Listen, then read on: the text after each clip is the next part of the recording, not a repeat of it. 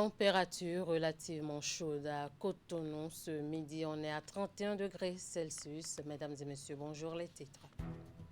On ne les voit plus pratiquement en circulation, ces véhicules verts et jaunes, ces taxis-villes disparaissent au fil du temps de la circulation à Cotonou. Le constat est fait par une équipe de la rédaction. Les précisions à suivre dans cette édition.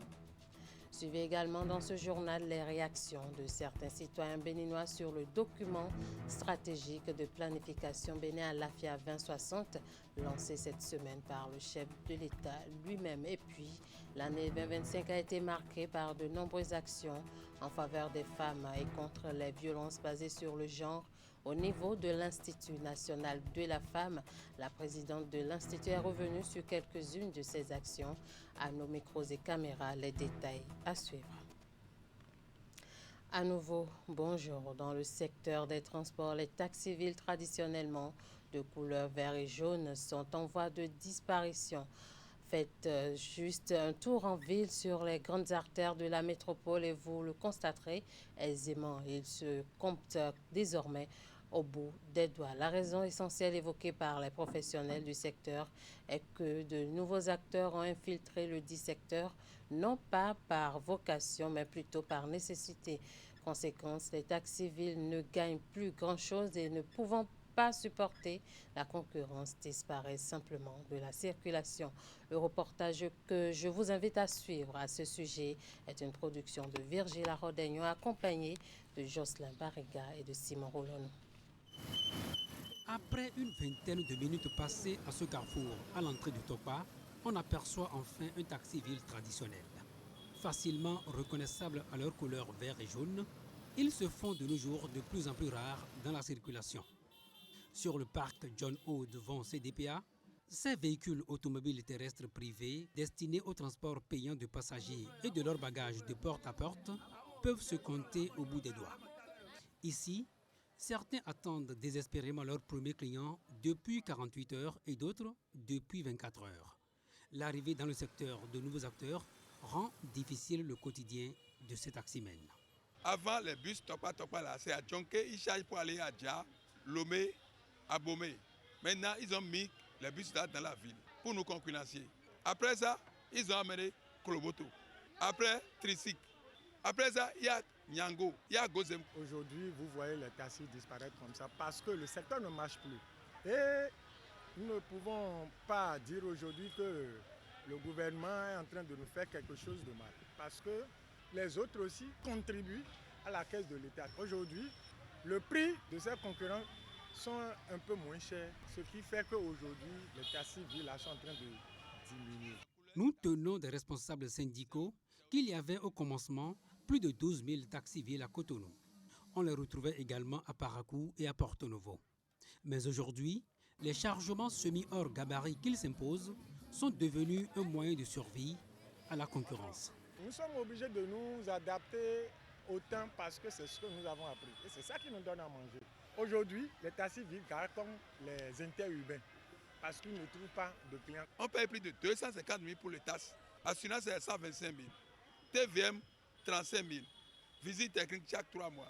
La tasse est trop chère. Aujourd'hui, moi, je cherche à vendre mes taxis même. Ce n'est pas encourageant. Dévastés et impuissants face à la concurrence impitoyable des nouveaux acteurs, les conducteurs de taxis-villes de Cotonou chantent à longueur de journée le refrain de l'amertume et du désespoir. Comme Olivier Agassouno, plusieurs d'entre eux seraient sur le point d'abandonner. Ne sachant plus quoi faire, d'autres ont carrément raccroché pour aller grossir le rang des conducteurs de Zémidjan, de tricycles ou de bus Tokpa, devenus depuis quelque temps les moyens de transport privilégiés des Cotonnois. Le document de planification stratégique Vision Bénin 2060 à l'AFIA a été officiellement lancé ce mardi à Cotonou. À l'horizon 2060, donc, le Bénin aspire à être un pays de paix, de prospérité, de bonne gouvernance, de rayonnement culturel international et de bien-être commun. Cette vision se veut un socle solide, une boussole pour guider le pays sur l'exigeant chemin menant au développement socio-économique, selon le président de la République. Au-delà de la cérémonie officielle, quelques citoyens ont donné leur appréciation du contenu de ce document. On va suivre. Le chef de l'État, le président Patrice Talon, pendant ces 10 dernières années, a posé les fondations d'un développement réel de notre pays, développement dans presque tous les secteurs d'activité. Et quand vous voyez dans le document, vous allez voir que chaque secteur d'activité est impacté, chaque secteur d'activité est touché. Et d'ici 35 ans, on peut rêver d'avoir ou d'être dans un pays économiquement prospère et socialement stable. C'est une bonne chose d'avoir pensé à cette deuxième génération de documents de planification stratégique de notre développement. Donc, à la suite de la vision Bénin à l'AFIA 2025. Et sur l'opportunité, je pense que c'est une bonne chose. Il faut se planifier, il faut s'organiser, il faut prévoir son avenir et se battre pour que ces objectifs fixés, ces objectifs de développement fixés puissent être atteints dans le délai. Ce n'est pas qu'un document, c'est les Béninois qui ont été interrogés et on a demandé aux Béninois quel Bénin vous souhaitez avoir d'ici 35 ans. Et les Béninois ont dit qu'ils souhaitent avoir un pays phare, un pays bien gouverné, uni et de paix, à économie prospère et compétitive, de rayonnement culturel et de bien-être social. La vérité, c'est qu'il nous revient à nous tous, à chaque citoyen, de se battre pour que nous puissions atteindre cet horizon-là que nous nous sommes fixés. Ce n'est pas quelque chose qu'on va nous envoyer, ce n'est pas un cadeau qui va nous descendre du ciel, non. C'est ce que nous voulons. Donc aujourd'hui, nous devons travailler à atteindre cet objectif-là, cette vision. Ce document stratégique est porté par une loi adoptée par l'Assemblée nationale en juillet 2025. C'est le résultat d'un travail participatif et rigoureux qui repose sur 4 piliers fondamentaux, à savoir la paix, la bonne gouvernance, la prospérité et le rayonnement culturel et international. Sur les 35 prochaines années, donc, les dirigeants sont appelés à s'en inspirer pour la mise en œuvre de ces différents axes. On va écouter une fois encore les réactions des citoyens à ce sujet au micro de Idrissou Boukari et Moufid Sabon. Si la vision peut permettre déjà à ce que, à cet horizon de 2060, le pays soit bien gouverné, qu'il y ait de l'équité et de la justice, que l'éducation est de bonne qualité et que vraiment la formation permet aux citoyens sortis des centres de formation de pouvoir bien s'installer et de servir dans son domaine avec compétence. Je crois que l'objectif du syndicaliste que je suis aurait été atteint. En tant que jeunes, que devons-nous faire? C'est de soutenir la dynamique. Voilà une dynamique qui nous prend en compte. Voilà une dynamique qui accorde une place de choix à la jeunesse. Et donc, en tant que jeunes, il faut soutenir cette dynamique-là. Le grand gagnant encore de la gouvernance qui va arriver, ce sera la jeunesse, parce que nous sommes la frange la plus importante de la population. Et à partir du moment où nous avons été pris en compte dans l'élaboration de ce document, je pense qu'il faut accompagner la mise en œuvre de ce document pour que nous puissions véritablement en bénéficier. Et il y en a qui ont du capital et qui ne savent pas dans quel domaine investir. Ils iront prendre ce document, ils vont voir là où nous allons et ils sauront dans quel secteur ils pourront investir. Ça, c'est le privé. Ensuite, les ONG également doivent prendre ce document et aligner leurs activités et leurs actions sur ce que le Béninois veut que le Bénin soit en 2060. Le Bénin dit qu'à l'horizon 2060, le Béninois dit voilà le Bénin qu'il veut.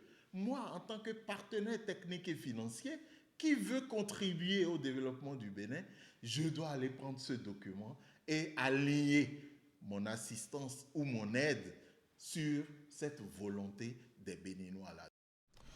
Dans la suite de cette édition, on parle des zones humides, des pratiques traditionnelles. Célébrer le patrimoine culturel, c'est bien Le thème de la Journée mondiale des zones humides 2026 célébré ce mercredi au Bénin. Les différents intervenants dans la chaîne de protection, j'y arrive, de l'environnement se sont retrouvés à Cotonou pour s'informer sur l'importance des pratiques endogènes dans la protection et la sauvegarde de l'environnement et réfléchir à comment ces pratiques peuvent exister à côté de celles modernes pour des cadres de vie bien intégrés. Voici le reportage.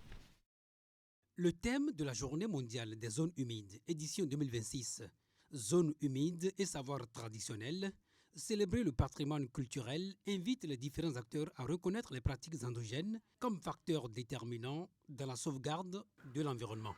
Ce thème n'est pas anodin et nous invite à porter un regard nouveau, mais surtout respectueux sur l'héritage culturel et écologique de notre pays. D'où sa centralisation au sein même de la thématique qu'est le développement durable. Développement durable, c'est respecter ceux qui nous ont précédés et pousser les générations à venir à conserver ce que nous pouvons leur laisser. La célébration de cette journée est donc une invitation à bâtir des passerelles solides entre savoirs ancestraux, savoirs dits traditionnels et approches scientifiques, entre tradition et innovation, entre anciens et nouveaux ou bien anciens et jeunes. Dans le contexte béninois, les zones humides constituent, en dehors d'être des écosystèmes naturels, des espaces de vie, de civilisation, de spiritualité, de transmission et de régulation sociale gérés depuis des générations grâce à des pratiques traditionnelles avérées. Et de par sa politique de renforcement des capacités des collectivités locales, de promotion de la participation communautaire et de valorisation des connaissances locales comme outil de gouvernance et de gestion environnementale, l'Agence béninoise pour l'environnement intégrait déjà ces pratiques endogènes dans les mécanismes modernes de gestion de l'environnement. Son défi à l'heure actuelle sera donc plus que jamais de travailler à la restauration de ces pratiques de protection et de sauvegarde qui tendent à être reléguées au second rang à cause des effets de la modernisation. L'information circule depuis ce petit matin sur les réseaux sociaux. Un bus de transport en commun est entré en collision avec un camion chargé d'essence en stationnement. C'était tôt ce matin à la lisière de Malanville. Nous sommes en direct avec un confrère de Sota FM à Malanville, Lukman Ouroucheou. Bonjour. Bonjour, chers consoeurs. Alors, dites-nous, que s'est-il réellement passé? Oui, c'est d'abord un thème. Il faut dire que c'est un jeudi un peu sombre sur Malanville en ce moment. C'est encore un bus de la compagnie Baobab qui a réduit totalement en ferraille par les flammes ce jeudi 5 février 2026. C'est vers 6h30 ce matin que le bus a quitté son agence locale à Malanville. Malanville centre en direction de Paracou lorsqu'il va prendre feu sur la route inter-État à hauteur de Bodiekali au poste de douane en face de la rizerie, soit environ 10 minutes de route. Vous demandez ce qui s'est réellement passé et selon les informations confirmées, le bus impliqué dans le drame transportait 11 personnes dont le chauffeur et le convoyeur. Le véhicule parti de Malanville a frotté un camion chargé d'essence de contrebande immobilisé par les agents du poste de douane à la lisière, sinon au bord de la route. Conséquence, et le bus et le camion sont totalement ravagés par le feu. Alertés, les sapeurs-pompiers, désormais de l'agence de protection civile, se sont dépêchés sur les lieux. Un corps calciné est découvert dans le bus consumé. Les autres passagers à bord, soit 10, ont été transportés vers l'hôpital de zone de Malanville et au centre de santé de Bodiekali. Voilà donc ce qu'on peut retenir en termes de ce qui s'est réellement passé. D'accord. Et quelle est la réaction des autorités locales à l'heure où nous parlons? Oui, sur le terrain, on a noté la présence effective des agents de la protection civile et des éléments de la police républicaine mobilisés pour sécuriser la zone et aussi assister assister les victimes. Par ailleurs, le préfet du département de la Liborie ainsi que le maire de la commune de Malanville se sont rendus sur les lieux du drame, témoignant de l'attention particulière des autorités face à cette tragédie. Et ces autorités, évidemment, et les services de secours poursuivent les interventions sur les lieux, tandis qu'on annonce une enquête qui sera ouverte pour situer les responsabilités. Voilà, merci beaucoup à vous, chers confrères de Sota FM à Malanville, Lukman Ouroutchéou. Bonjour et merci et belle journée à vous. Merci à vous aussi. Nous continuons dans ce journal les populations du Nord Bénin, parce que nous restons dans le Nord précisément. À Parakou connaît cette année une période d'harmattan un peu particulière. Moins de froid, une poussière moins dense et des températures plus clémentes. Au-delà du simple ressenti, ce changement a aussi des répercussions économiques et soulève des interrogations environnementales. Entre inquiétudes locales et explications scientifiques, notre équipe est allée à la rencontre des habitants, des commerçants et des spécialistes pour comprendre cette saison d'harmattan pas comme les autres. Ulrich Abalo, Socrate d'Antodé. À Parakou, dans le nord du Bénin, la saison d'harmattan est bien là, mais elle ne ressemble plus à celle d'autrefois. Habituellement marquée par un froid sec et une poussière dense, ce vent saharien surprend cette année par sa douceur inhabituelle. Dans les rues de la ville, les habitants s'interrogent. Franchement, cette année, c'est une année particulière. Puisque l'harmattan est sorti depuis début octobre, on devait commencer par sentir l'harmattan, mais force est de constater que rien n'est fait. Rien n'a été constaté depuis ce temps-là. Ça nous a paru un peu bizarre. Un ressenti partagé par de nombreux riverains. La situation a même bouleversé les habitudes économiques locales. Moins de froid, moins de besoins en vêtements chauds. Les commerçants de pulls verts évoquent une saison atypique avec des ventes en net recul. Cette année, il n'y a pas l'harmattan. Tout parle, il n'y a pas l'harmattan. Surtout nous qui vendons des pulls verts là, on a eu chaud cette année. Les marchandises ne sont pas sorties. Normalement, à partir déjà de fin novembre, début décembre, on commence par vendre les pulls et autres. Mais on constate qu'avec la chaleur, là, si on amène, ça ne pourra vraiment pas sortir.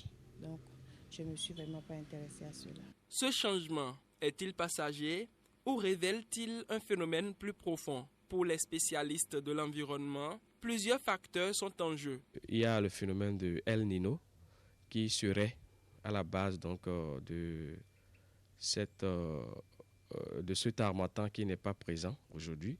Et ce phénomène, ce n'est rien d'autre que le réchauffement des eaux du Pacifique équatorial qui a un impact sur le rafraîchissement des eaux au niveau mondial. Et également empêche donc le vent sec du Sahara de souffler avec la poussière au niveau donc de l'Afrique de l'Ouest, mais aussi poussé par l'impact des changements climatiques qui affectent donc ce phénomène de non-observation de l'harmattan. Entre variabilité naturelle du climat et effet du réchauffement global, l'harmattan de Parakou semble entrer dans une nouvelle phase. Les experts appellent à une action concertée, mêlant sensibilisation, politique environnementale et adaptation locale. Je l'annonçais en début d'édition à l'Institut national de la femme. 2025 a été une année de sensibilisation sur les violences basées sur le genre et les moyens pour s'en prémunir ou réclamer réparation en milieu scolaire, universitaire, comme dans les centres de formation professionnelle et ateliers d'apprentissage. L'Institut a outiller les jeunes femmes de toutes les contrées du Bénin. Bilan de l'an dernier à l'INF avec la présidente Huguette Bokoyankadia au micro de Ouliat Sanoussi et Jocelyn Barriga. En 2025, nous avons mis l'accent sur la sensibilisation aux droits ainsi que la sensibilisation sur les questions de violence basées sur le genre et comment, quand on est victime de violence, comment saisir l'Institut national de la femme, bénéficier de sa protection, de son accompagnement, et y compris d'une assistance judiciaire, d'une assistance psychologique. Nous l'avons fait auprès des jeunes femmes qui sont en apprentissage. parce que nous savons bien que la vie professionnelle, quand elle commence, si elle n'est pas basée sur une santé mentale, une bonne santé mentale, la connaissance de ses droits et la conscience quand, par exemple, on est en train d'être victime d'un harcèlement sexuel, la conscience que, justement, c'est ce qui est en train de se passer. Toutes ces choses-là ont fait l'objet de nos préoccupations et nous avons veillé à ce que les jeunes femmes qui font leur entrée dans la vie professionnelle soient bien au parfum de ces réalités-là. Nous sommes allés également beaucoup dans les lycées techniques agricoles, dans les universités, pour faire de la sensibilisation sur la question du harcèlement sexuel.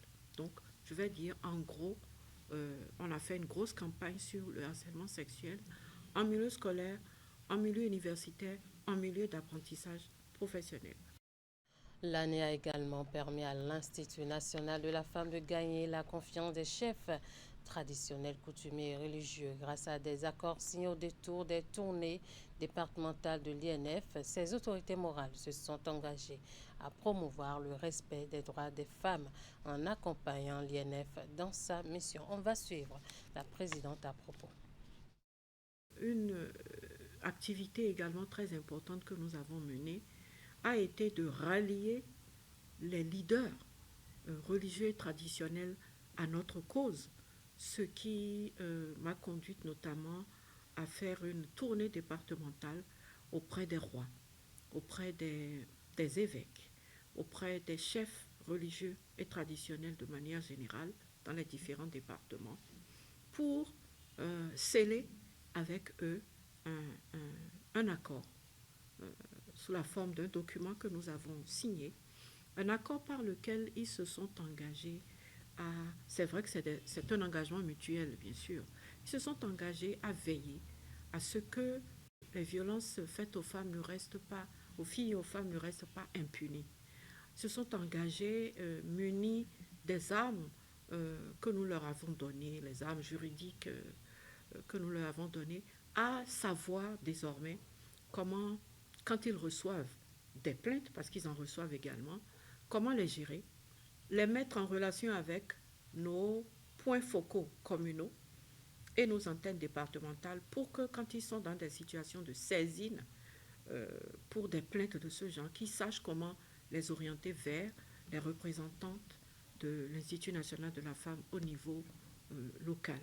Et avec eux, nous avons vraiment eu des conversations très intéressantes parce que nous aussi, de notre côté, nous avons engrangé beaucoup de connaissances sur les coutumes, les traditions, les principes religieux, y compris les principes liés à nos cultes endogènes qui promeuvent les droits des femmes et surtout qui disent non à la violence à l'égard de la femme et de la fille.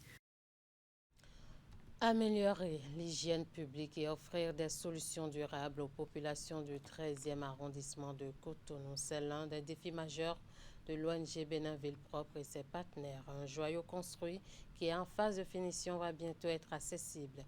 C'est le fruit de gros efforts de salubrité menés grâce à un challenge qui a mis en compétition les 13 arrondissements de la ville de Cotonou. Teddy Goudalo est allé faire le constat. Voici son reportage. Public implanté ici dans le 13e arrondissement de Cotonou est l'aboutissement d'un travail rigoureux en matière de salubrité.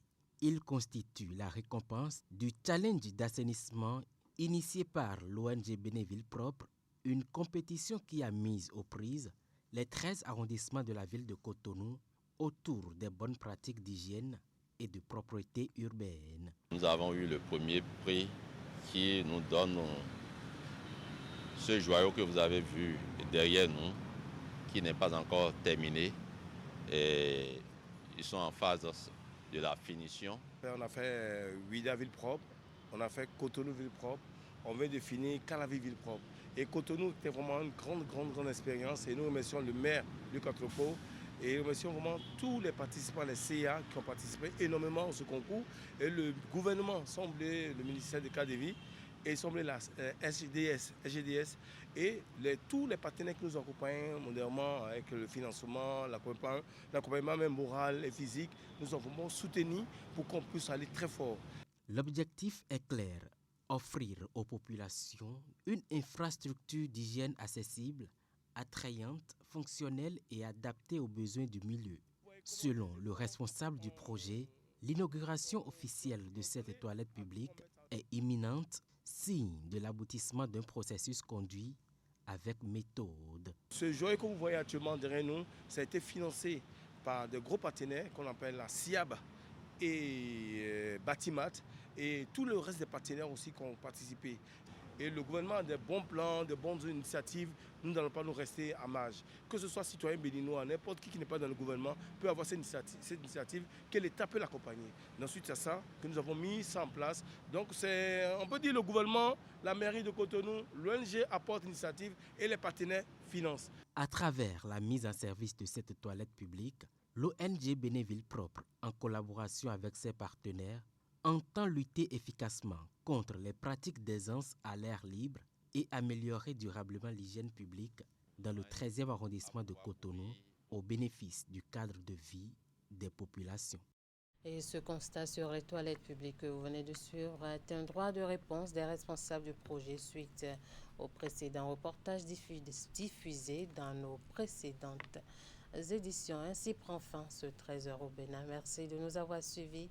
Merci à toute l'équipe de rédaction, de réalisation et de diffusion. Passez un très bel après-midi en compagnie des programmes de Canal 3 Bénin.